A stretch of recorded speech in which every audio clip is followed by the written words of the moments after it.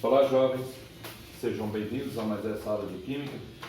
Então, eu vou começar corrigindo a atividade da aula anterior, nomenclatura dos ácidos, segunda aula. Questão 1. Dê os nomes respectivos dos seguintes ácidos. Olha, então primeiro a gente tem que ver qual é o ânion. Como eu disse, a gente tira o hidrogênio, o resto é ânion. E o expoente do ânion é o índice do hidrogênio. Igual aqui, ó, o expoente dele é o índice do hidrogênio, o expoente dele é o índice do hidrogênio, aqui também, e aqui também. Obviamente, todo ânion tem expoente negativo. Não existe ânion de expoente positivo.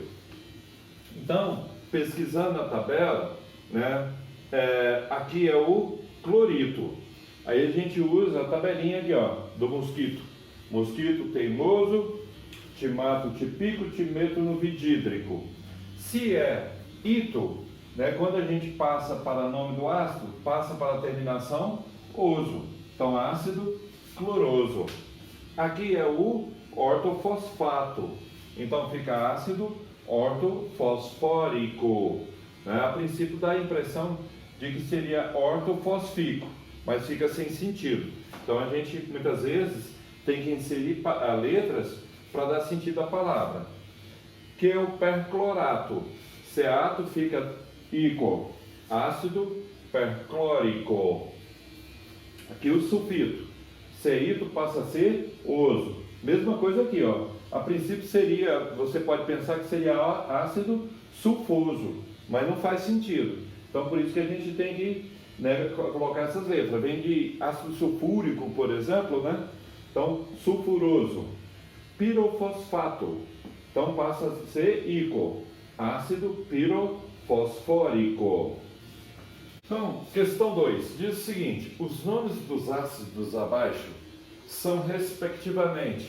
Então são essas fórmulas moleculares. E aí, a gente parte desse princípio. Primeiro a gente pega a fórmula molecular do ânion, esse índice vem para cá, olhando a tabela está escrito nitrato. Então, ceato passa a ser ico, ácido nítrico. ClO4, ou melhor, ClO menos, hipoclorito. Então, ácido hipocloroso, certo? Então, o que acontece? Se fosse uma questão de prova, de vestibular, de Enem, ou até mesmo prova de vocês, sabendo essas duas coisas, você já chega na alternativa correta. Por exemplo, o primeiro, que é nítrico, você já elimina a letra A, que diz que o primeiro é nitroso, elimina a letra D, que diz que o primeiro é nitroso. Agora, sabendo que o primeiro é nítrico, você fica pendente em 3 letras, Na B, na C e na E. Mas sabendo que o segundo é hipocloroso, você já chega na alternativa correta, que é a letra C, porque o único que o segundo é hipocloroso é a letra C. Mas vamos lá. Então fica assim, aqui SO3, 2 menos, sulfito. Então ácido sulfuroso. Aqui PO3, 3 menos, fosfito, ácido fosforoso. Então, portanto, letra C.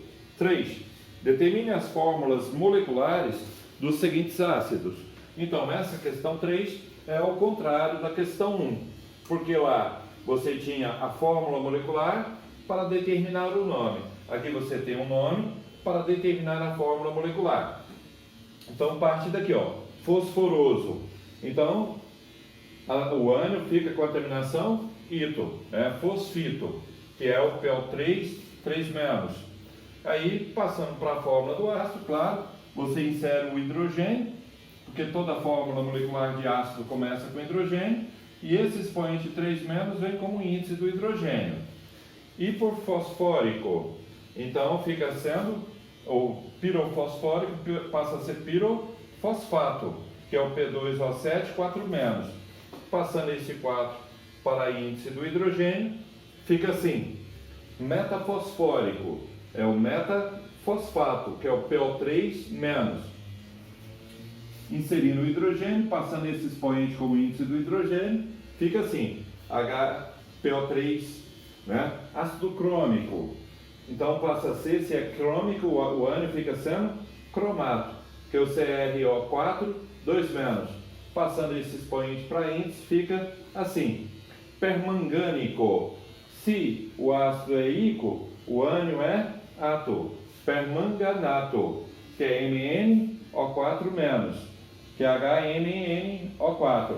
Então, o permanganato, por exemplo, de potássio, já é o KMnO4, que é usado para a cicatrização de ferimentos. Então, é isso aí sobre ácidos. Então, meninos, agora a base ou hidróxido, também chamado de alcalina. Lembra lá da pilha alcalina? É uma base. Toda substância que em solução aquosa origina OH- como um único tipo de ânion. Olha, na fórmula molecular de uma base, sempre tem um metal e no final tem que ter OH-. Isso é padrão, né? OH no final da fórmula molecular de todas as bases. Então, toda a fórmula molecular de base termina com hidroxila OH, tá? No caso, na química do terceiro ano, vocês vão trabalhar muito com a questão da hidroxila. Alguns livros velhos trazem com a palavra oxidrila, que não se usa mais, se usa agora hidroxila. Todo nome de base começa com a palavra hidróxido. Então, a base neutraliza o ácido e vice-versa, e o ácido neutraliza a base. Por exemplo, vocês, a maioria já fizeram essa experiência, né, sem querer, né, passar limão, por exemplo, no braço e sair no sol, vai manchar. Agora, se você sabe que alguma parte do seu corpo está com caldo de limão e você precisa sair ao sol e não quer que crie mancha, qual é a solução? Lavar com sabão. Por quê? Todo sabão é formado por soda cáustica, né, que é uma base. Então essa base vai retirar esse ácido. Equação de Arrhenius.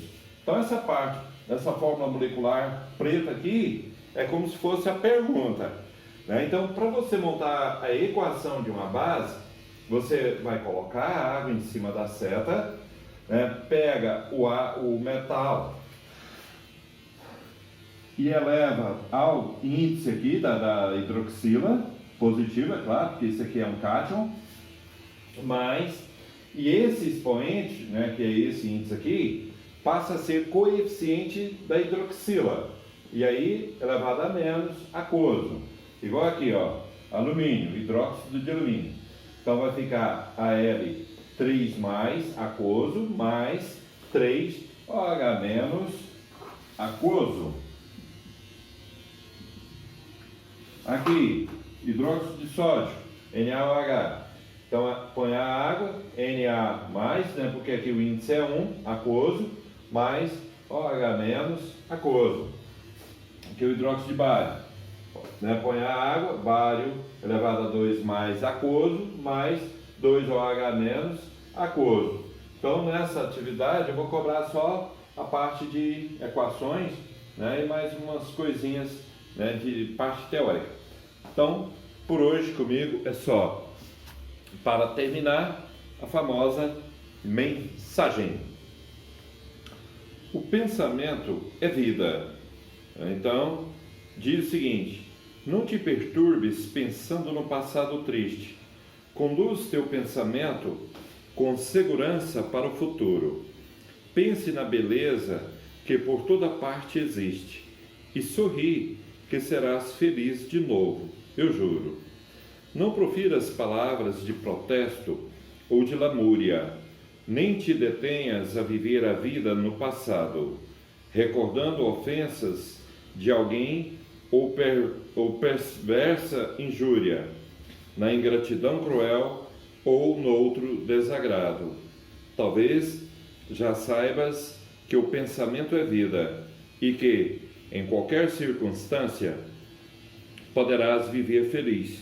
Até mesmo a dor deixará de ser sentida, se ao pensamento deres uma nova diretriz. Procura manter sempre pensamentos de alegria, e verás que até o pranto ficará ausente. Entrega teu passado a Deus e terás em troca um dia toda a felicidade e paz e um mundo diferente.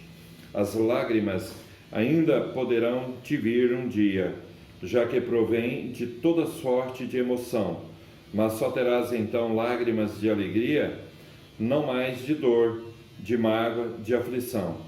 Louva sempre a Deus que te deu a vida, graça sublime, a mais bela e preferida de quantos sintam o gosto de viver.